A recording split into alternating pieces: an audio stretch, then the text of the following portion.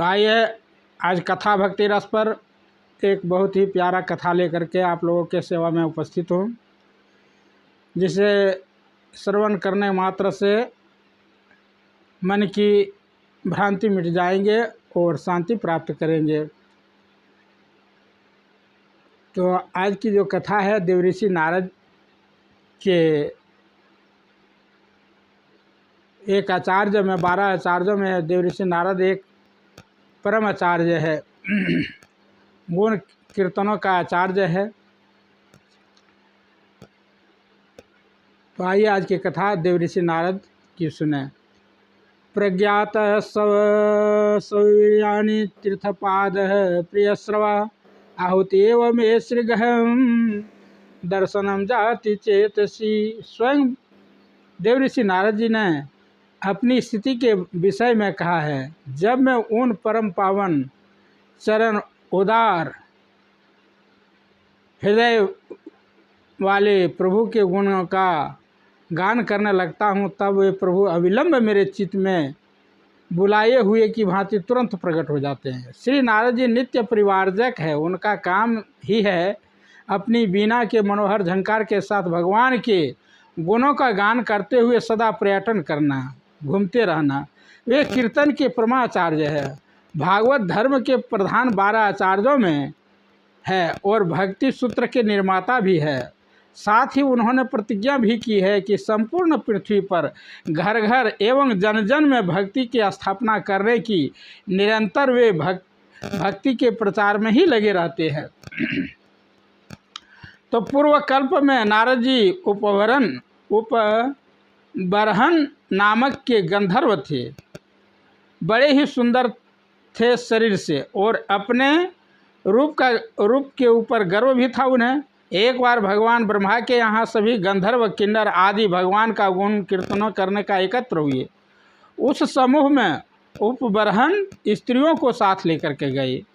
जहाँ भगवान में चित्त लगाकर उन मंगलमय के गुणगान से अपने को और दूसरों को भी पवित्र करना चाहिए, वहाँ कोई स्त्रियों को लेकर श्रृंगार के भाव से जाए और कामियों की भांति चटक मटक करे, यह बहुत बड़ा अपराध है। ब्रह्मा जी ने उपबरहन का यह प्रमाद देखकर उन्हें शूद्र योनि में जन्म लेने का श्राप दे दिया। महापुरुषों का क्रोध भी जीव के कल्याण के लिए ही होता है। ब्रह्मा जी ने गंधर्व उपबरहन कृपा करके ही श्राप दिया था। उस श्राप के फल से वे सदाचारी संयमी वेदवादी ब्राह्मणों की सेवा करने वाली शूद्रा दासी के पुत्र हुए। भगवान ब्रह्मा की कृपा से बचपन से ही उनमें धीरता, गंभीरता, सरलता, समता, शील आदि सद्गुण आ गए। उस दासी के और कोई नहीं रह गया था। वह अपने एकमात्र पुत्र से ही बहुत स्नेह करती थी। जब बालक की अवस्था 5 वर्ष के लगभग थी, तब कुछ जोगी संतों ने वर्षा ऋतु में एक जगह चातुर्मास किया। बालक की माता उन साधुओं की सेवा में लगी रहती थी, वहीं वे भी उनकी सेवा करते थे। स्वयं नारद जी ने भगवान व्यास से कहा, व्यास जी, उस समय यद्यपि मैं बहुत छोटा था, फिर भी मुझ में चंचलता नहीं थी। मैं जितेंद्रिय था। दूसरे सब खेल छोड़कर साधुओं के आज्ञा अनुसार उनकी सेवा में लगा रहता था। वे संत भी मुझे भोला भाला शिशु जानकर मुझ पर बड़ी कृपा करते थे। मैं शूद्र बालक था और उन ब्राह्मण संतों की अनुमति से उनके बर्तनों में लगा हुआ अन्न दिन में एक बार खा लिया करता था। इससे मेरे हृदय का सब कलमश दूर हो गया, मेरा चित्त शुद्ध हो गया। संत जो परस्पर भगवान की चर्चा करते थे, उसे सुनने में मेरी रुचि हो गई। चातुर्मासिक करके जब वे साधुगण जाने लगे, तब उस दासी के बालक की दीनता, नम्रता आदि देखकर उस पर उन्होंने कृपा की। बालक को उन्होंने भगवान के स्वरूप का ध्यान तथा नाम के जप का उपदेश किया। साधुओं के चले जाने के बाद कुछ समय पश्चात वह शूद्रा दासी रात को अंधेरे में अपने स्वामी ब्राह्मण देवता की गाय दूह रही थी कि उसे पैर में सर्प ने काट लिया। सर्प के काटने से उनकी मृत्यु हो गई। नारद जी ने माता की मृत्यु को भी भगवान की कृपा ही समझा। स्नेहवश माता उन्हें कहीं जाने नहीं देती थी।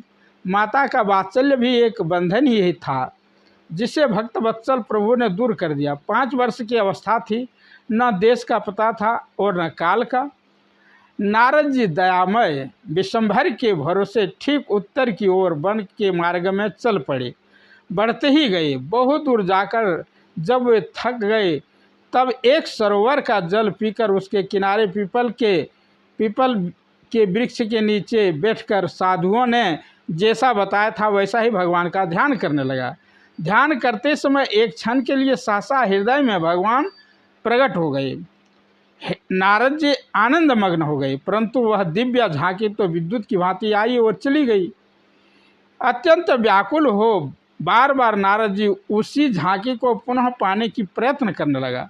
बालक को बहुत ही व्याकुल होते देख आकाशवाणी ने आश्वासन देते हुए बतलाया, इस जन्म में तुम मुझे देख नहीं सकते। जिनका चित्त पूर्णतः निर्मल नहीं है वे मेरे दर्शन के अधिकारी नहीं है। यह एक झांकी मैंने तुम्हें कृपा करके इसलिए दिखलाई कि इसके दर्शन से तुम्हारा चित्त मुझ में लग जाए।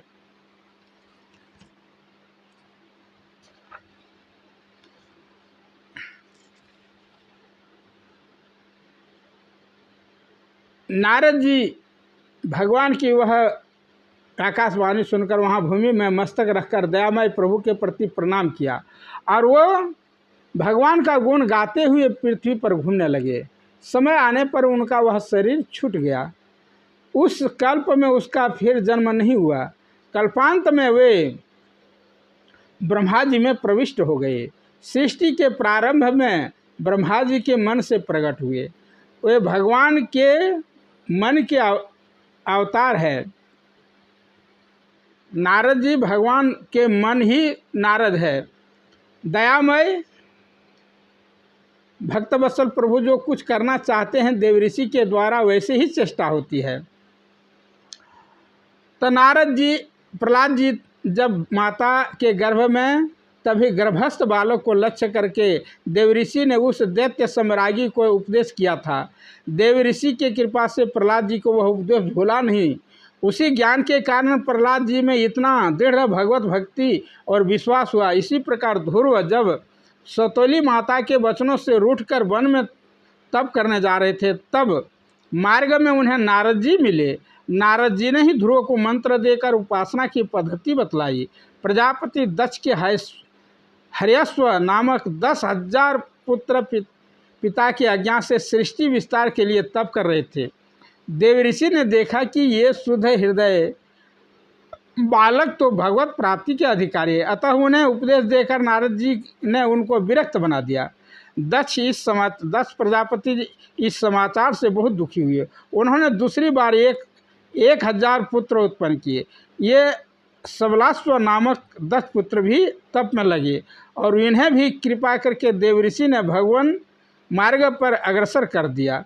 प्रजापति दक्ष को जब यह समाचार मिला तब वे अत्यंत क्रोधित होकर उन्होंने देवऋषि नारद को श्राप दिया कि तुम 2 घड़ी से अधिक कहीं ठहर नहीं सकोगे।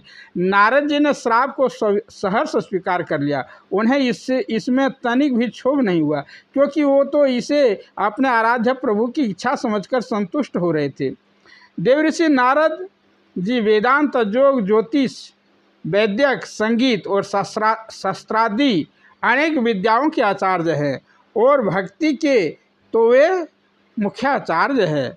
उनका पंचरात्र भगवत मार्ग का मुख्य ग्रंथ है। देवऋषि ने कितने लोगों पर कब कैसे कृपा की है इसकी गणना कोई नहीं कर सकता। वे कृपा के ही मूर्ति हैं। जीवों पर कृपा करने के लिए वे निरंतर त्रिलोकी में घूमते रहते हैं। उनका एक ही व्रत है कि जो भी मिल जाए उसे चाहे जैसे हो भगवान के श्री चरणों तक पहुंचा दिया जाए। जो जैसा अधिकारी होता है उसे वे वैसा ही मार्ग बतलाते हैं।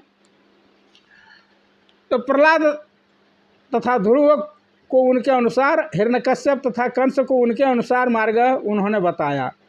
उनका उद्देश्य रहता है कि जीव जल्दी से जल्दी भगवान को प्राप्त करें। देवऋषि एकमात्र ऐसे हैं जिनका सभी सूर, देवता, असुर, समान रूप से आदर करते हैं। सभी उनको अपना हितैषी मानते हैं और वो ये सचमुच सबके सच्चे हितैषी है।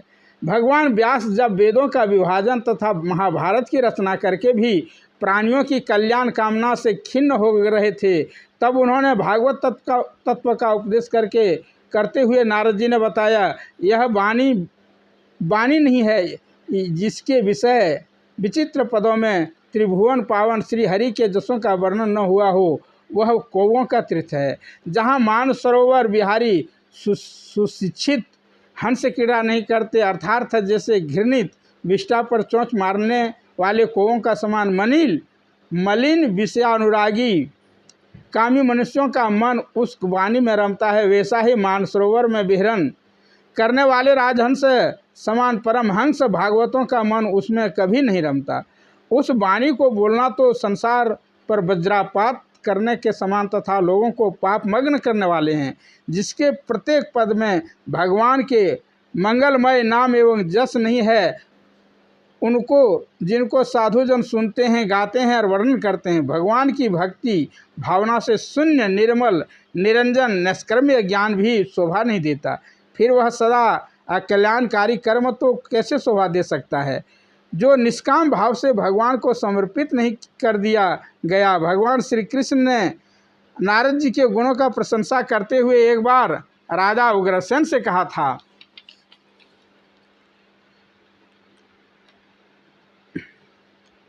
मैं देवराज इंद्र द्वारा किए गए स्तोत्र से दिव्य दृष्टि संपन्न श्री नारद जी की सदा स्तुति करता हूँ। वह स्तोत्र श्रवण कीजिए जो ब्रह्मा जी की गोद से प्रकट हुए हैं, जिनके मन में अहंकार नहीं है, जिनका शास्त्र ज्ञान चरित्र किसी से छिपा नहीं है, उन देव ऋषि नारद को मैं नमस्कार करता हूँ। जिनमें आरती उद्वेग क्रोध चंचलता और भय का सर्वथा अभाव है, जो धीरे होते हुए भी दीर्घ सूत्री किसी कार्य में अधिक विलंब करने वाले नहीं है, उन नारद जी को मैं प्रणाम करता हूँ। जो कामना अथवा लोभ बस झूठी बात मुंह से नहीं निकालते और समस्त प्राणी उन जिनकी उपासना करते हैं, उन नारद जी को मैं नमस्कार करता हूँ। जो अध्यात्म गति के तत्व को जानने वाले ज्ञान शक्ति संपन्न तथा जितेंद्रिय है, जिनमें सरलता भरी है तथा जो यथार्थ बात कहने वाले हैं, उन नारद जी को मैं प्रणाम करता हूँ। जो तेज जस बुद्धि नय विनय जन्म तथा तपस्या सभी दृष्टियों से बढ़े हुए हैं, उन नारद जी को मैं नमस्कार करता हूँ। जिनका स्वभाव सुखमय बेश सुंदर तथा भोजन उत्तम है, जो प्रकाशमान पवित्र शुभ दृष्टि संपन्न तथा सुंदर वचन बोलने वाले हैं, उन नारद जी को मैं प्रणाम करता हूँ। जो उत्साहपूर्वक सबका कल्याण करते हैं, जिनका पाप का लेश भी नहीं है तथा जो परोपकार करने में कभी अघाते नहीं है, उन नारद जी को मैं नमस्कार करता हूँ। जो सदा वेद स्मृति पुराणों में बताए हुए धर्म का आश्रय लेते हैं तथा प्रिय अप्रिय से रहित है, उन नारद जी को मैं प्रणाम करता हूँ। जो खान पान आदि भोगों में कभी लिप्त नहीं होते हैं, जो पंडित आलस्य रहित तथा बहुश्रुत ब्राह्मण है, जिनके मुख से अद्भुत बातें विचित्र कथाएं सुनने को मिलते हैं, उन नारद जी को मैं प्रणाम करता हूँ। जिन्हें अर्थ धन के लोभ काम अथवा क्रोध के कारण भी पहले कभी भ्रम नहीं हुआ है, जिन्होंने इन काम क्रोध और लोभ तीनों दोषों को नाश कर दिया है, उन नारद जी को मैं प्रणाम करता हूँ। जिनके अंतःकरण में समूह रूप दोष दूर हो गया है, जो कल्याणमय भगवान भागवत धर्म में दृढ़ भक्ति रखते हैं, जिनकी नीति बहुत उत्तम है तथा जो संकोची स्वभाव के हैं, उन नारद जी को मैं प्रणाम करता हूँ। जो समस्त संगों से अनासक्त है तथापि सब में आसक्त हुए से दिखाई देते हैं, जिनके मन में किसी संशय के लिए स्थान नहीं है, जो बड़े अच्छे वक्ता है, उन नारद जी को मैं प्रणाम करता हूँ। जो किसी भी शास्त्र में दोष दृष्टि नहीं करते, तपस्या का अनुष्ठान ही जिनका जीवन है, जिनका समय कभी भगवत चिंतन के बिना व्यर्थ नहीं जाता और जो अपने मन को सदा वश में रखते हैं, उन नारद जी को मैं प्रणाम करता हूँ। जिन्होंने तप के लिए श्रम किया है, जिनकी बुद्धि पवित्र एवं वश में है, जो समाधि से कभी तृप्त नहीं होते, अपने प्रयत्न में सदा सावधान रहने वाले, उन नारद जी को मैं नमस्कार करता हूँ। जो अर्थ लाभ होने से हर्ष नहीं मानते और लाभ न होने पर मन में क्लेश का अनुभव नहीं करते, जिनकी बुद्धि स्थिर तथा आत्मा अनासक्त है, उन नारद जी को मैं नमस्कार करता हूँ। जो सर्वगुण संपन्न दक्ष पवित्र कातरता रहित कालज्ञ और नितज्ञ है वो नारद जी को मैं भजता हूँ। नारद जी के इस स्तोत्र को मैं नित्य जप करता हूँ, इससे वे मुनि श्रेष्ठ मुझ पर अधिक प्रेम रखते हैं। दूसरा कोई भी यदि पवित्र होकर प्रतिदिन इस स्तुति का पाठ करता है तो देवऋषि नारद बहुत शीघ्र उस पर अपना अतिशय कृपा प्रसाद प्रकट करते हैं। राजन, आप भी नारद जी के इन गुणों को सुनकर प्रतिदिन इस पवित्र स्तोत्र का जप करें, इससे वे मुनि आप पर बहुत प्रसन्न होंगे। तो नारद देवऋषि नारद जी का स्मरण करके भगवान कोई रहस्यों को खोलते हैं, कई रहस्यों को खोलते हैं। भक्तों में कैसा आदर्श गुण होने चाहिए, भक्तों के गुणों का स्मरण करने से मनुष्य उनका प्रीतिभाजन होता है और उसमें भी वे गुण आ जाते हैं। भक्त के गुण स्मरण से अंतःकरण पवित्र हो जाता है। भक्त की इतनी महिमा है कि स्वयं भगवान भी उसकी स्तुति भक्ति करते हैं और भक्त स्मृति तथा गुण चर्चा से जगत का मंगल होता है, क्योंकि भक्तों को गुणों को धारण करने से ही जगत के अमंगलों का नाश तथा मंगलों की प्राप्ति होती है। गुणों का धारण स्मरण तथा कथा चर्चा के बिना होता नहीं। ऐसे परम पुण्य जीवन देवऋषि के चरणों में हमारे अनंत प्रणाम है। एक बार प्रेम से बोलिए श्री नारद जी भगवान की जय, देवऋषि नारद की जय हो, जय हो।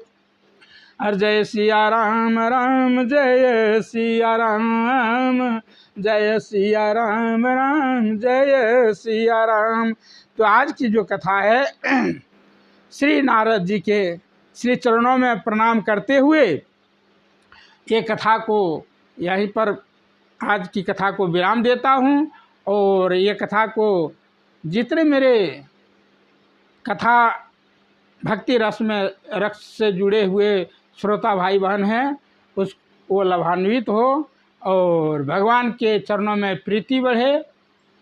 जय सिया राम।